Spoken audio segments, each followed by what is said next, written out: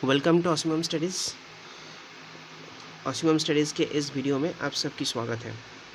My name is Shan and आज की video है ऑपरेशन विजय या कारगिल विजय दिवस। हम सब लोग जानते हैं कि 26 जुलाई हम लोग कारगिल विजय दिवस हम मनाते हैं, जिसको ऑपरेशन विजय और ऑपरेशन सफ़ेद सागर के नाम पे हम लोग वाकिफ़ हैं। तो ऑपरेशन विजय मेनली लॉन्च किया गया था तकरीबन आप आर्मी के द्वारा, और ऑपरेशन सफ़ेद सागर उसी टाइम को लॉन्च किया गया था एयरफोर्स के द्वारा। तो शुरुआत कैसे होते हैं? शुरुआत होता है 3 मई 1999। ताशी नामग्याल एक वहाँ का लोकल रेसिडेंस था, जो एक दिन वहाँ पे जो अपना गाय है वहाँ पे चराने गया था, लेकिन उनका गाय वहाँ पे नहीं मिला। तो क्या हुआ था, उनको थोड़ा दूर जाना पड़ा, और दूर जाते वक्त उन्होंने देखा कि कुछ लोग यहाँ पे ऑलरेडी दाखिल हो चुका है हमारे सेक्टर पे एलओसी पे क्रॉस करते हुए। तो ताशी ने कुछ देर ना करते हुए वहाँ का जो लोकल आर्मी रेजिमेंट था, जो था पंजाब रेजिमेंट, तो पंजाब रेजिमेंट के जो जवान हैं उनको सीधा जाके इन्फॉर्म किया। तो सीधा इन्फॉर्म करते ही कि पंजाब जवान की जो टुकड़ियाँ है वो टुकड़ियाँ यहाँ पे पेट्रोलिंग के लिए निकल गया है, लेकिन उनके पास उतने एमुनेशंस था नहीं। तो क्या हुआ, उनके साथ बहुत जोर युद्ध हुआ, और जो पेट्रोलिंग पार्टीज़ जो पंजाब रेजिमेंट के थे उनके बाद उनके सब शहीद हो गए। इनके उसके बाद जब ये बात पता चला 3 मई से 15 मई तक, उसके बाद हमारे जो 14 ग्रेनेडियर्स के जो रेजिमेंट है वो जवान वहाँ पे तैनात हो गया, और सर्च और पेट्रोलिंग टीम वहाँ पे स्टार्ट हो गया। उनके बाद सिर्फ ग्रेनेडियर्स टीम नहीं, राजपूताना राइफल्स था, डोगरा रेजिमेंट था, और बहुत सारे रेजिमेंट वहाँ पे ऐसे तैनात हो गया। और ऐसे ही तैनात होते होते जब 27 मई की बात है 1999, तब हमारे अटल बिहारी वाजपेयी तत्कालीन प्रधानमंत्री ने कहा कि हमारे और पाकिस्तान के बीच एक युद्ध जैसा स्थिति स्टार्ट हो गया। तो और क्या स्टार्ट हो गया युद्ध, और तब तक पाकिस्तान के द्वारा 500 या 600 के ज़्यादा सैनिक ऑलरेडी तैनात हुए थे। और ये जो तैनाती पाकिस्तान कर रहे थे ना, ये वहाँ का जो गवर्नमेंट है वो गवर्नमेंट को पता ही नहीं था। लेकिन बात ये हुआ कैसे, गवर्नमेंट को अगर पता नहीं था तो ये चीज़ हुआ कैसे? हुआ इसलिए कि तब का आर्मी जनरल्स था परवेज़ मुशर्रफ। परवेज़ मुशर्रफ को इस चीज़ को बहुत अच्छे से पता था, और उनका एक ही मकसद था कि द्रास से जो सियाचिन में एक लंबा कट करके उसको अलग करना उनका मकसद था, जिसके रिगार्डिंग उन्होंने करगिल में तैनात कर दिए थे। तो ये तकरीबन 3 जगहों में एक्चुअली हुआ था, टाइगर हिल, द्रास और बटालिक, इस 3 ही सेक्टर में। उसके बाद हमारे एयरफोर्स के जो ऑपरेशन था, ऑपरेशन सफ़ेद सागर, जिसके लिए हमारे MiG-27 और बहुत सारे जो फाइटर्स जेट है वहाँ पे जाके बहुत ज़ोर बमबारी शुरू किया।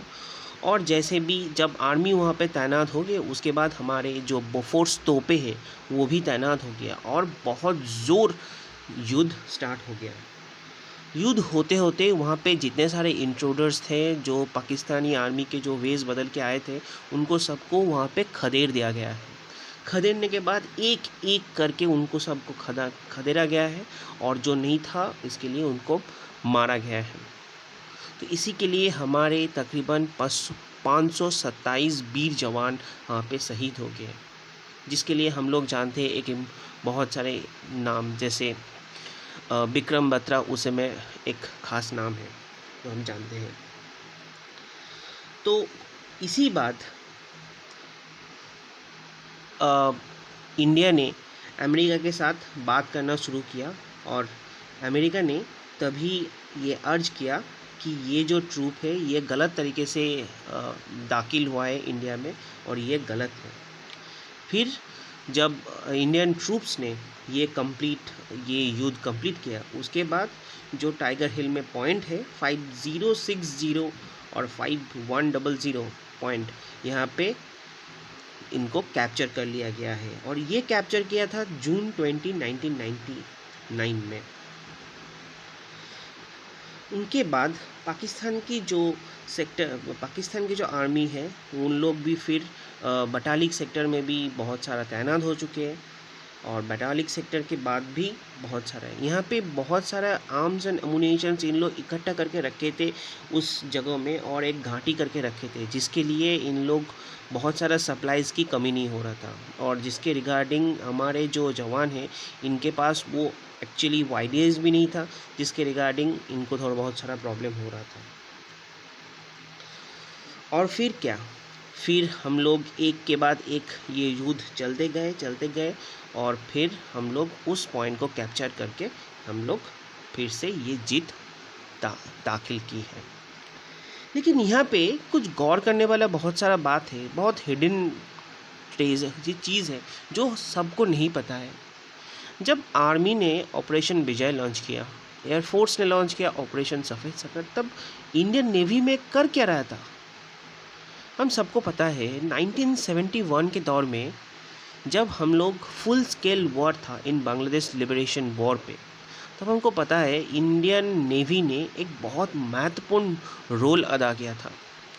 उसी दौर में इंडियन नेवी ने इसी कारगिल के टाइम में पूरा कराची में ब्लॉकेड लगा दिया था। तो जो एग्जिस्टिंग पाकिस्तान की जो शिप्स वॉरशिप्स वगैरह है वहाँ से पूरा भाग गया, वहाँ पे कुछ भी नहीं था, और आने जाने का जो रूट है इस रूट को भी तकरीबन पूरा बंद कर दिया गया।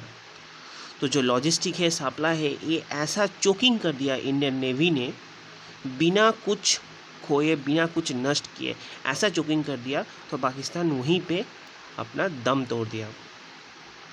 अगर इनके पास ऑर्डर होते 1971 के दौर में, तो फिर से इनका तो रहम नहीं था, ये फिर से कराची को ऐसे ही 71 की तरह पूरा जला के राख कर देते। हम सबको पता है 71 में भी कराची को एकदम जला के राख कर दिया था इंडियन नेवी ने, एक भी कुछ हुए। वैसे ही इसी टाइम वो करने वाला था, लेकिन वो ऐसा किया नहीं है क्योंकि उसके पहले ही इन लोग सरेंडर कर चुके थे ये पाकिस्तान में, और सरेंडर कर लिए इसी के लिए यहाँ पे युद्ध भी ख़त्म हो गया और LOC के उस पर धकेल दिया गया है। अटल बिहारी वाजपेयी के बहुत सारे जो बयान हैं हम लोग देखते हैं उस टाइम को, उन्होंने कहा था कि हम शांति चाहते तो है, लेकिन शांति के साथ साथ हम शक्ति का भी प्रदर्शन करते हैं। जो ये फेमस डायलॉग है हम सबको पता है। और दुनिया को एक चीज़ की बहुत सारे डर है कि हम लोग 99 में ऑलरेडी परमाणु परीक्षण कर चुके हैं, इंडिया और पाकिस्तान दोनों। अगर कुछ ज़्यादा युद्ध का एक्सेलेरेशन हो जाए तो यहाँ पे परमाणु युद्ध भी हो सकता है, जो अमेरिका और बाकी वेस्टर्न कंट्रीज़ को भली भांति ये पता था। इसी के लिए इस युद्ध बहुत ना फैले, ये सबको देखना बहुत ज़रूरी था। लेकिन बहुत शुक्र है कि ये हुआ नहीं है, लेकिन फिर भी तो क्या किया जाए, वो कोई युद्ध उतना एस्केलेट नहीं हुआ और ऐसे ही चलता रहा।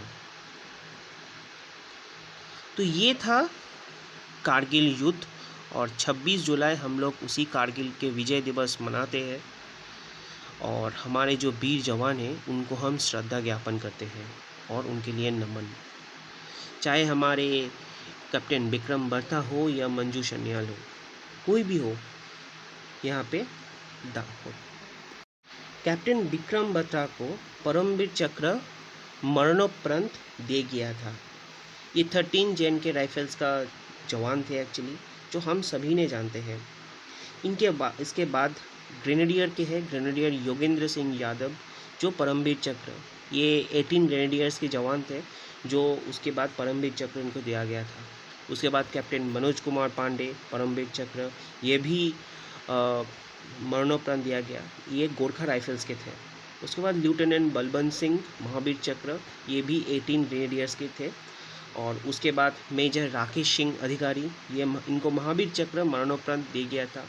ये भी 18 ग्रेनेडियर्स के हैं। राइफलमैन संजय कुमार, इनको भी परमवीर चक्र, ये भी 13 JNK राइफल्स के हैं। और ऐसे और भी है, जैसे मेजर विवेक गुप्ता, ये राजपूताना राइफल्स से थे। उसके बाद कैप्टन एन केंगुरुज, ये भी राजपूताना राइफल्स से थे। और भी बहुत सारे जवान जो थे वो यहाँ शहीद हो गए थे। तो इस शहीदों को हम सबको श्रद्धा और नमन करते हैं। और 26 जुलाई इस दिन को हम कारगिल विजय दिवस मनाते हैं। ये कारगिल विजय दिवस हमारे जो वीर जवान हैं, इनका सिर्फ बलिदान नहीं, वो तो है ही, ये हमारे एक वीरता के परिचय है जो हम सब देखे हैं। ये हमारे देश की विजय है और यही विजय हम सबको हमेशा कायम करते रहना है। तो इसी के साथ मैं अपना वीडियो यहीं पे ख़त्म करता हूँ। फिर से मिलेंगे एक नया वीडियो के साथ, और तब तक आप ख्याल रखिएगा। तो जय हिंद, जय भारत, धन्यवाद।